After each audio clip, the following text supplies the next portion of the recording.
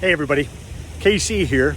So, longtime readers of Morning Newsbeat know that one of the places I've written about and talked about a lot over the years is a place called Walters. And Walters is a hot dog stand in Mamaroneck, New York, right around the corner from where I grew up. Actually, also right around the corner from where Michael Sansolo grew up. Been there since 1919, so 101 years.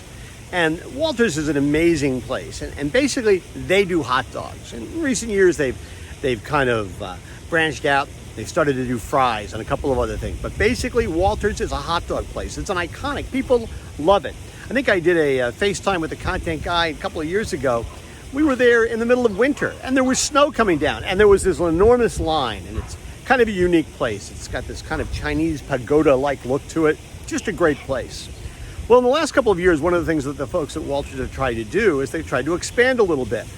Now, Walters is only about, 25 minutes from my house in Connecticut, but then they actually opened one in Stamford, Connecticut. It's about 5 minutes from my house. How great is that?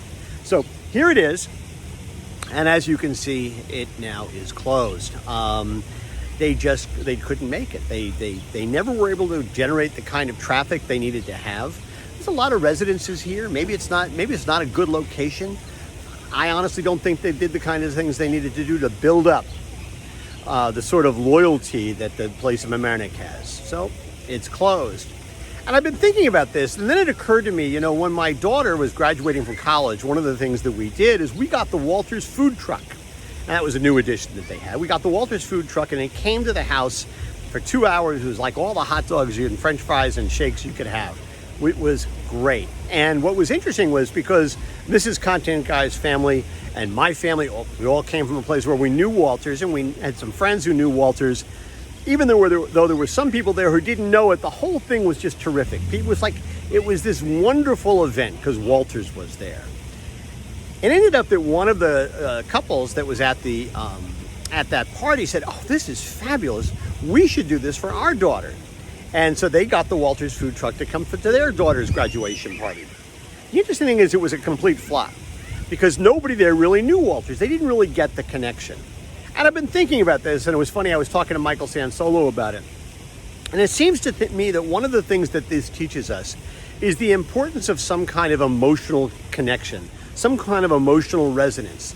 That is really what can help a company, a retailer succeed if you're able to connect with your consumers in that way. Listen, Walters hot dogs are fabulous. I think, objectively speaking, they're fabulous. But are they so fabulous that people would wait in the snow? I honestly don't know that, but people do. And that's because they have this kind of connection to the brand. It's sort of like when you think about it, you go to a baseball stadium, right? You go to a baseball game. You remember what baseball games are? And you go and you order a beer and you get a hot dog and it costs you $25. Well, the beer is not going to be the best beer you ever had. And the hot dog there is probably not going to be the best hot dog you ever have, but it tastes great because you're at the ballpark. There's an emotional connection to what's going on. It seems to me that this is a really good goal for retailers to shoot for, right? To think to themselves, not just about having products in the store, fresh product, packaged product, whatever it happens to be, but they ought to be thinking to themselves, how are we going to create an emotional connection to our consumers? How are we going to create an emotional resonance around our stores so people think of us as being something different, something better, but also something different that somehow connects them to them in some sort of visceral way? I don't think that's easy. It's really hard to probably just engineer it. Walters did it. They've done it over 101 years. It sort of develops with time. But I could talk about retailers around the country that are that way. Stu Leonard's is that way. Dorothy Lane Market is that way. I think Bristol Farms is that way.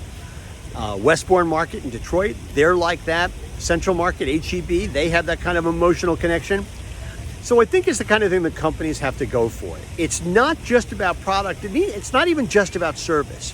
It's looking for that something different, that something special that'll make the consumer connect to you in an emotional and visceral way. Anyway, that's what's on my mind this morning. And as always, I want to hear what's on your mind.